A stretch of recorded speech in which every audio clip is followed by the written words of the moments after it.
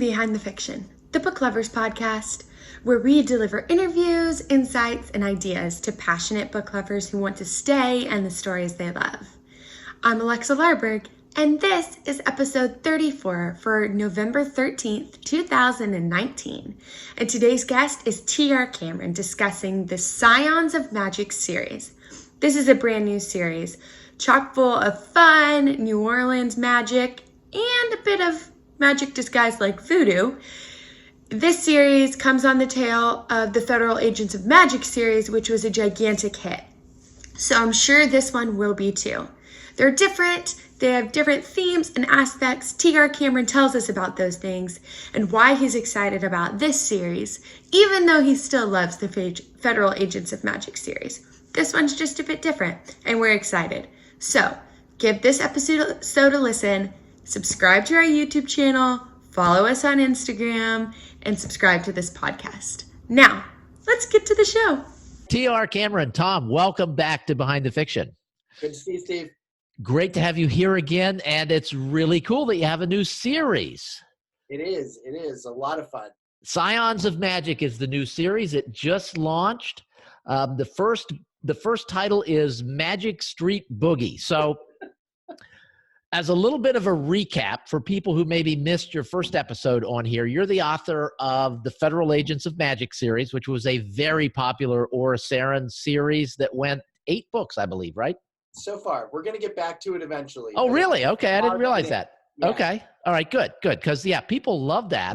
And if you haven't read that, the first book is Magic Ops, and there is, just earlier this week, we released a box set for the first 4 books in the series. So that's just called Federal Agents of Magic Box Set 1. So you can find that at Amazon, but we're here to talk about the Scions of Magic. Right. And so could you just sort of give us a little bit of a setup for this series? And then I want to dig into that part of it a little bit. Okay. Well, this kind of comes out of, I was writing Federal Agents of Magic, and that's kind of intense, political, lots of shooting and killing and, fun stuff. But I was getting a little, I don't know, my creative well was getting a little drained on it. And I talked to Martha Carr, and she said, when that happened to me, I went a little more YA. I went something that was more fun. Mm-hmm. And she said, maybe you want to do that. And so I took her advice, and I've got a character that's, not a federal agent, just sort of a normal person coping with some weirdness in her town. And so far, it's been a lot of fun. I mean, the same sort of snappy, sarcastic dialogue and stuff that is in everything I do. That is your trademark, so to speak. Yes. Exactly. Yes. It's not my exclusive trademark, but I will own that it's everywhere. Yeah. And why not? Because readers love that kind of thing. I know I love it in a character, kind of a smart alecky kind of character. Let's take like 3 steps back, so that you mentioned there's this general idea to write something a little bit lighter to get over some burnout due to the extreme nature of some of the other books. How do you and Martha build a story world and a story arc for a series that's, welling up from nothing? Right. Well, it's not quite from nothing. So it's still in Orsaran, so I still have all of that to draw on. And she and I and Michael Anderle got together in Slack and talked it out and kind of said, what cool things can we do? And his idea, that he brings like great ideas. So his idea was that we should have a pacifist dwarf. Because, dwarves are supposed to be this fiery, fighting sort of thing. No, Michael called him Zen bartender. So now his name in the book is Zeb, because he's the Zen bartender. And that'll come out a little bit more. In the first 2 books, we don't get all the way into that. But that was Michael's thing. And Martha gave me all sorts of pointers, because this is not something I've written before. I've been a lot darker, generally speaking. So she helped me really kind of craft the character and the attitude and that kind of stuff. And how about the setting, the location and, the general problem, things like that? Right. Well, it's in New Orleans because New Orleans is one of my favorite cities. My wife and I, it's her favorite place on earth. So I vacationed there more than anywhere. And I love the idea of, so we've got busking in there. We've got You've got what?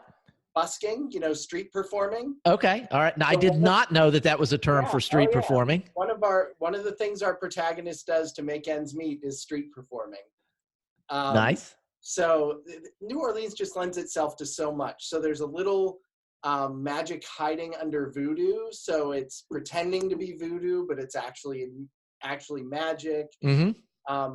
I was thinking of building upon a villain that I loved in the Lyra Chronicles. So she had Razdan, who was a half Atlantean, right? And I was kind of like, what if we learn more about Atlantis? What if we see what they're doing now? And both Michael and Martha said it was okay for me to kind of build out that part of the world a little bit, obviously with their guidance. So that's the villains, right? So we have a gang of Atlantean villains in New Orleans, and we have a gang of human villains who are fighting the Atlantean villains. And then we have our heroes kind of right in the crossfire of the two. And what do our heroes, are our heroes trying to accomplish something? Or are they trying to salvage something? What's their cross to bear here? So the main character, Callie, is just kind of trying to get along with her life, and all this stuff keeps popping up around her and messing stuff up. But she's an idealist, so she's not going to let bad things happen to good people.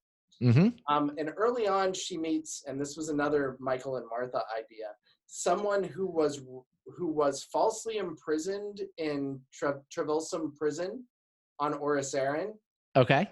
Who was rescued by one of the characters from the other series, and then he's now in New Orleans. So he's working with Callie, the main character, to kind of uncover bigger stuff about his past. Okay.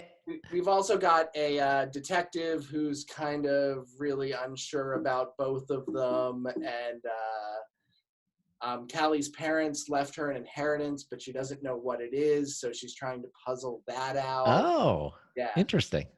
All right, we hear, or I hear in my ears this tap tap tap tap tap tap. You and I talked about it a little bit before we started. Let's since it's now a part of the show, what's that about? Right. Well, Author Challenge 101. I have a laptop. I'm getting a new laptop in a couple weeks, right? And I was so excited about this, ready for it to come. And so my old one got upset, and now it's just typing T's at random, 7, 8 T's at a time. And when you say at random, you're not touching it, you're just sitting there, no hands on the keyboard, and it just starts typing T's. Exactly right. It's messing up passwords. It's messing up emails. It's a nightmare. Now, do we need to ask sharp-eyed readers to look for that in the manuscript? I'm hoping the spell checker will catch it. But actually, when I'm writing, I'm using a Bluetooth keyboard. So it's happening a little less, although the other keyboard still occasionally activates and types a T where it doesn't belong. Okay. Now, are you a technology guy, or are you a guy who uses technology because you have to? I'm a technology guy, but I also seem to have kind of a curse where technology is concerned. Okay. So right about now, major challenges. Like a month ago, I had to reload my other computer, my desktop computer, because it had suddenly decided that it wasn't going to run half my programs. I don't know why. Still don't know why. Just had to start over. It's bad magic. Yes, exactly. All right, let's talk a little bit about the cover. It is a striking cover. So walk us through the cover creation process.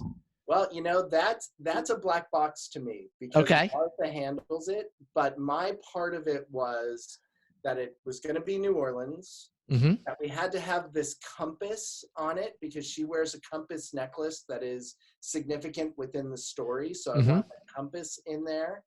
And I kind of wanted something, really colorful. I'm a big fan of colorful colors. So I've been asking for that all along. And I've got to say the designer did a phenomenal job. And the designer is Jake Caleb Designs. Jake, he does a lot of covers for us, and he has a very unique style. But he doesn't, for us at least, he doesn't do a lot of urban fantasy. So when this came up, I'm like, that looks like a Jake cover, but that's really cool, and it's unlike some of the other things he's done. Yeah, the typography is something I've kind of never seen before. Like I'm really impressed with what he did with the front. And I got to say, I've seen the second book's cover, and it pops even more than the first. Oh, good. I have not seen that yet. So if we get it, we'll try and slip that in here as well. But it's going to have to get in quickly if we're going to be able to make that happen. So where are you in the writing process now? Are you on book 2, or have you moved on beyond that? Book 2 is done. I'm starting on book 3. Okay. And I've got this one envisioned as like the last one, plan for 8. And if it's well received and so forth, go further. So in the next book, I'll be setting up the stuff, the pivotal stuff for book 4. Okay. And 4 is always the end of one arc and the start of another. So we'll have a twist out of book 4. So what do you mean setting up the stuff? What exactly does that mean? Okay, so it's probably pretty clear to anyone who's in book 2 that eventually we're going to have to go to Atlantis. Well, since book 2 is not out yet, no one's in book 2. Right. But once they are, it's I mean, if you're going to introduce New Atlantis, you eventually have to go to New Atlantis, right? Mm-hmm. So we'll be setting up to go there in book 3, and then it's my expectation that we'll actually arrive in book 4. Okay. And now this whole place that they've created. Is there of any fear on your part of having burned out a little bit on an 8-book series where you were releasing them very rapidly? Is there any fear that the same thing could happen here? I don't think so, because the burnout wasn't about being tired of the characters or being tired of the story I was telling. It was just the weight. It was just the weight of the dark, okay, mm-hmm. The dark stuff. And I like that. I like to read it. I'm a big fan of grimdark fantasy, but I just discovered that after writing 8, I needed to take a little break. And the cool thing is, again, Martha told me I should bring some of the characters into this series. Mm-hmm. And so they show up in book 2 briefly, and it was wonderful to revisit those characters and put them in conversation with the new ones. I love that idea. As a reader, I love that when characters that just pop up in another book that you didn't expect from the same author. That's a really clever idea from Martha. It's amazing to me how often Martha and Michael just come up with these gems seemingly off the top of their heads. Uh-huh. I mean, that's got to be just a skill acquired through doing it and doing it and doing it, plus a lot of natural talent. But yes. I'll admit, I'm a little envious on that one. I wish I could make those inspirational jumps. But maybe it's easier to do that. Maybe after I've written what Martha got, like 70 or 80 books by now. Yeah, and let's not even count. Let's not even count for Michael. And yeah, maybe it's easier if you're not just like hip deep in the story all the time. Right, that could be. So what's the release schedule like for this one? Is it roughly the same as Federal Agents of Magic? Yep, once a month. This one released on Tuesday, I think, instead of Thursday. So I don't know if we're going forward with Tuesdays or Thursdays. But the plan is monthly. That works for me and seems to work for the readers, and it's fun that way. You never get far enough away that you lose the connection to the characters. Which is I love a monthly release myself. I have a lot of authors that I read who try and hit the monthly thing, and it just, especially if you can do a pre-order, and it just kind of shows up just when you're thinking, I wish I had another one of these books to read, and then boom, there it is. Right. Yep. Well, Tom, thank you so much for being here again. Congratulations on the early success of this series. The early reviews are fantastic. The book seems to be selling really well. It looks like you have another winner on your hands. I'm incredibly lucky, and the LMBPN fan base is just phenomenal. That they are. Thank you guys so much for all that you do for LMBPN and for tuning in when we do these videos and podcasts. Thank you so much. Thank you.